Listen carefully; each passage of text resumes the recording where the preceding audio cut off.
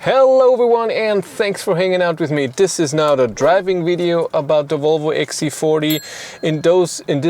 These videos I always try to show you how it is to drive the car, how to interact with the car when you want to buy it.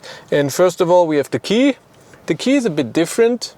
It's a bit flat but big when it comes to this, and you have a panic button, unlock, lock and open the trunk. You have electric liftgate of course. And what's amazing in this car, as a lot of EVs are becoming now, that you don't have a start button. You just get into the car and the car is on. It just works, and you press the brake pedal and put it into drive, and that's it. You have lane assist, but you can permanently turn it off in the settings in drive. Where is it? It was somewhere. Lane keep assist. It is a red thing there. I don't know. Okay. Overall, you have all your buttons that you need. All down here. You have your wipers here. You have a weird wiper control here on the side. The rear wiper, that's weird. And for the light you have your normal setting here, you have a turning knob here, but if you want automatic high beams you have to switch forward, and if you want just normal high beams you use like you normally do when you just push it towards you or away from you. That's a bit different. It can be annoying, I have to say, but the automatic high beams work really well. I saw that. Music control here, and then your defogging for the front or defrosting for the rear and your hazards. And you can either be in here and change the different music player, phone, maps and your settings, and this main button here always shows everything, and then you get into your Spotify, or if you use a different apps, and of course maps. The maps, when you use Google Maps to a destination, it will show you the state of charge you will arrive, and it does that really well. So if you drive a bit faster, it will consider that. The instrument cluster, you only have two views, either this, where there's nothing in the middle except for the trip meter if you press the button here in the middle, and if you press that again you're resetting, and if you press that again then you reset. But if you want it gone, you can either go here to the right and OK, or just switch the view. So when you're in here, switch the view, you get back, and that's it. All the left here has to do with cruise control. Okay, put it in drive. There's no beeping or anything. That's awesome. This thing comes up with OK, but it goes away after 20 seconds or so. Turning circle is pretty bad when you're used to other cars. I don't know what it is exactly, but it's not good. So like I said, you have 150 kilowatt in the front and in the back, 300 kilowatt, 408 horsepower. It feels amazing. It really does feel amazing, and you can control it really well, the same as with the Regen. You have a setting in here where you can switch between one pedal drive or not, and I have it in one pedal drive and not touching the brake. It's holding itself. When you are on a hill, it doesn't hold you on a stronger hill, so there's a limit, but it does it really well when it comes to Regen.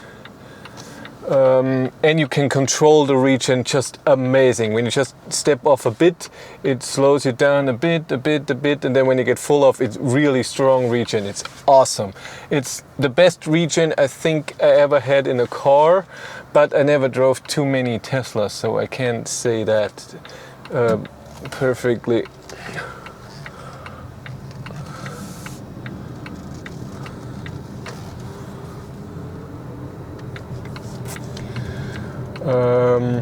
Your climate control is here. When you press here, then you have all your settings. Works okay. You have 2-zone climate. You have steering wheel heater and seat heater on both sides. The seat heater of the passenger turns off when that person is getting out of the seat. Suspension is a bit too soft for me. I would like it a bit harder. Gets a bit jumpy. Same with the noise level. Noise level at higher speeds, at 100 it's still okay, but at 130 it's a bit too loud.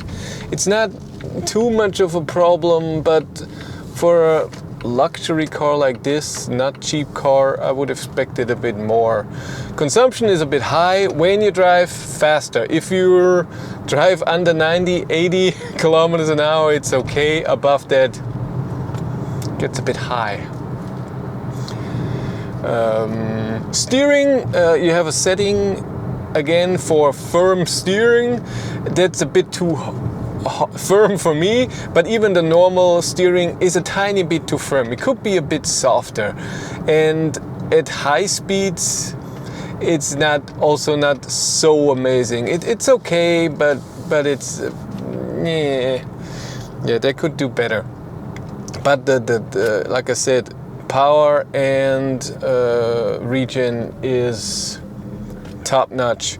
The control of the cruise control is also amazing. I like that. What I noticed in here, cruise control is say that in a second when we drive. Usually, so I read it in the manual, and I had it in another Volvo XC40 that I drove in March. When I was in cruise control and I pressed the left arrow, I had self-steering on. In this car it doesn't work. I have to enable it in the settings, and that's pretty annoying, I have to say. Oh, it's just amazing. Oh. Yeah, that's my power. Yeah, let's turn cruise control on.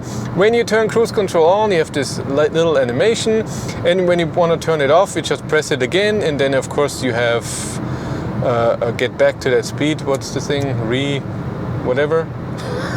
And when you press down, you get 5 kilometers less and up 5 kilometers an hour more. And when you hold it, it's 1.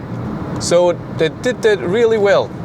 And it's always to the next number. So when I'm at 111 and I press forward, it's 115, not 116.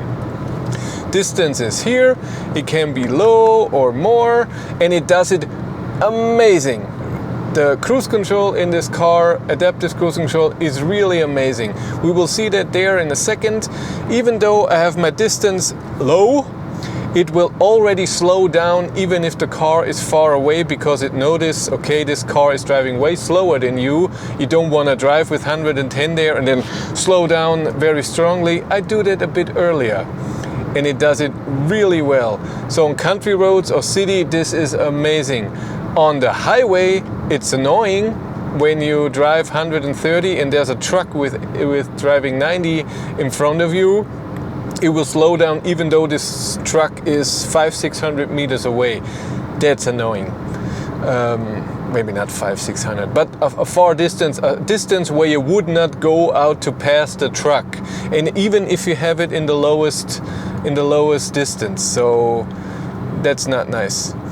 Other than that, cruise control on the country road is the best cruise control I have ever experienced in my life. And when you turn it off, of course you get regen, and it slows you down. What is this? Electric? I think it was a BMW electric prototype. Huh. What are they doing here? And of course, down to a standstill, it works amazing. Wow. I love that. So driving this car is a lot of fun, I have to say. I enjoy driving it. I could see driving this car more. I enjoy it a lot. Because of power and regen, and that the steering is okay. It's fine. And to have Spotify in the car like Tesla, where you just have your own account and then it does it with its internet connection in the car, not with your phone. Your phone does not have to be in here. And that's great. And Google Maps, the Android system is also cool. Yeah, camera turn off. Maybe it's too warm in here. I set up the camera a few hours ago and it was just warm. Let's accelerate a bit. Oh yes. You're in cruise control. Awesome.